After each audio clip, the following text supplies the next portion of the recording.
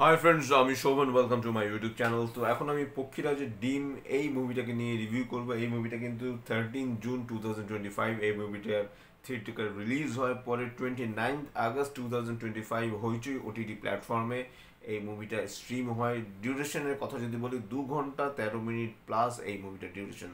Directed by সৌকর্য ঘোষাল, যথেষ্ট ভালো direct করেছে এই মুভিটা। এই মুভিটার ক্যানভাস এত ভালো, এত সুন্দর স্কেলে মুভিটাকে শ্যুট করা হয়েছে। আকাশগঞ্জ বলে একটা জায়গা এখানে দেখানো হয়, যায় না, জায়গাটা থাকলেও থাকতে পারে বা কাল্পনিক হলেও হতে পারে, কিন্তু এখানে যেভাবে শ্যুট করা হয়েছে, ডিওপির কাজ মারাত্মক রকমের ভালো। তার সাথে কালার প্যালেট, এডিট, গান দুটো এত কিউট, এবং তার সাথে এখানে কচি কাচারা এখানে অভিনয় করেছে।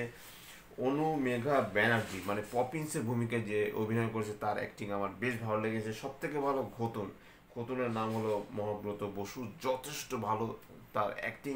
এর সাথে তো অনির্বাণ ভট্টাচার্য রয়েছে, সে একজন সায়েন্টিস্ট হিসেবে তাকে এখানে দেখানো হচ্ছে, প্লাস সে অঙ্কের মাস্টার মশাই।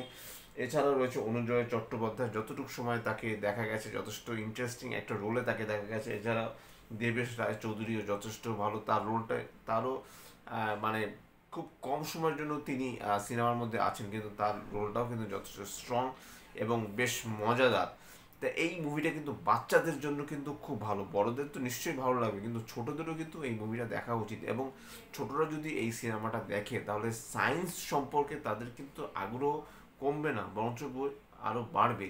তা আমার কিন্তু সিনেমাটা দুর্দান্ত লেগেছে। অনির্বাণ ভট্টাচার্য মানে ট্রিমেন্ডাস রকমের ভালো অভিনয় করেছেন। তার বড় বড় চুল, একজন সায়েন্টিস্টের যেরকম একটা যেরকম হাবভাব থাকে, সেই হাবভাব সে একটা জায়গায় মানে দেখানো হচ্ছে যে সে নোবেল প্রাইজ পাচ্ছে, সেটা সে মনে করছে, সেই জায়গাটা রীতিমতো কিন্তু মানে দেখবার মতো।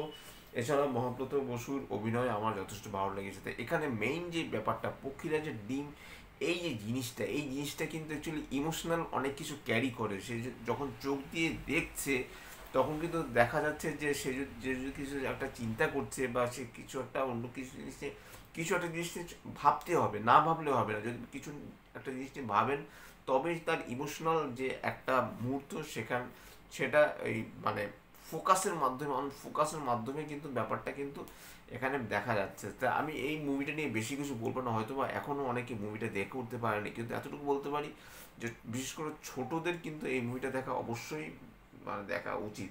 তা এখানে ঘোতনের যে ব্যাপারটা, ঘোতন অঙ্কে সে 0 পেয়েছে এবং তাকে রিটেস্ট দিতে হবে।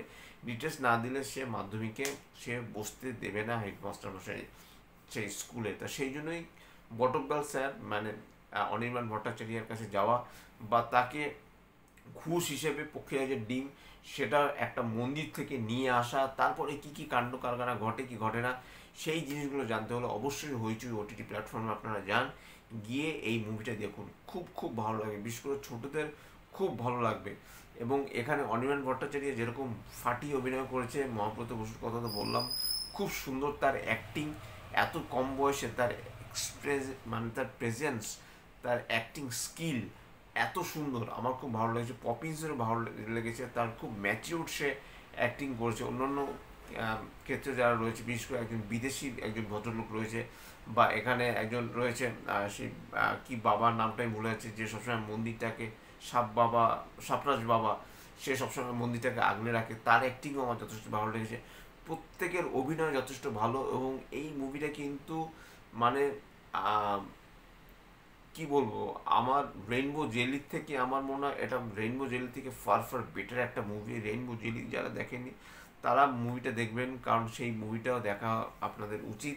সেটাও বাচ্চাদের একটা সিনেমা, এবং তার সাথে সাথে আপনারা যদি এই পক্ষীরাজের ডিম এই মুভিটাও দেখেন, তাহলে কিন্তু আপনারা কিন্তু অনেক কিছু জানতে পারবেন, অনেক কিছু শিখতে পারবেন। এখানে বটব্যাল স্যার মানে অনির্বাণ ভট্টাচার্য যে ক্যারেক্টার, তার বাবা কিন্তু বিশাল বড় একজন সায়েন্টিস্ট ছিলেন, এবং তিনি কিন্তু অনেক জিনিসপত্র নিয়ে রিসার্চ করছেন, সেগুলো হয়তো পুরোপুরিভাবে মানে সমাজের কাছে রেখে যাওয়া হয়নি, হঠাৎ করে তিনি মারা যান।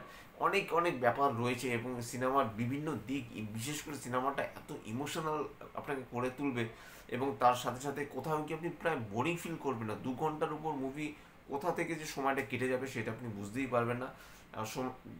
এই মুভিটার story, screenplay, edit, colour palette, থেকে শুরু করে গানগুলো থেকে শুরু করে এভরি ডিওপির কাজ থেকে শুরু করে আর্ট ডিরেকশন, প্রত্যেকটা কাজ এত নিখুঁত এবং এত সুন্দরভাবে শৌকজ ঘোষাল মানে তিনি হ্যান্ডেল করেছেন, সেটা কিন্তু আমার খুব ভালো লেগেছে। এবং আবারও বলছি, অনির্বাণ ভট্টাচার্য ফাটিক অভিনয় করেছেন।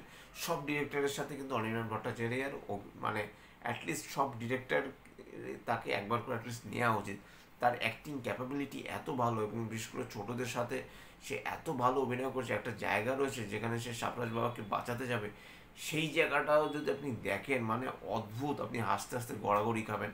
তাই এই নিয়ে বেশি কিছু বলছি না, শুধু এতটুকুই বলছি, আপনারা পক্ষীরাজের ডিম এই সিনেমাটা দেখুন, আশা করি আপনাদের ভালো লাগবে। হয়েছে ওটিটি প্ল্যাটফর্মে যান, গিয়ে বাচ্চাদের সাথে বড়রা একসাথে বসে কালকে ছুটির দিন সানডে আপনারা এই সিনেমাটা উপভোগ করুন। আর যদি আমার চ্যানেলটা ভালো লাগে থাকে লাইক শেয়ার কমেন্ট এবং সাবস্ক্রাইব করতে ভুলবেন। আমার চ্যানেলকে ইনস্টাগ্রামের লিঙ্ক, ফেসবুকের লিঙ্ক এবং ইউটিউবের লিঙ্ক আমার ডিসক্রিপশন বক্সে দিয়ে দেওয়া রয়েছে, সেখান থেকেও আপনারা আমাকে কানেক্ট করতে পারেন। জলদি সিটি, ta-ta, love you, bye bye and good night.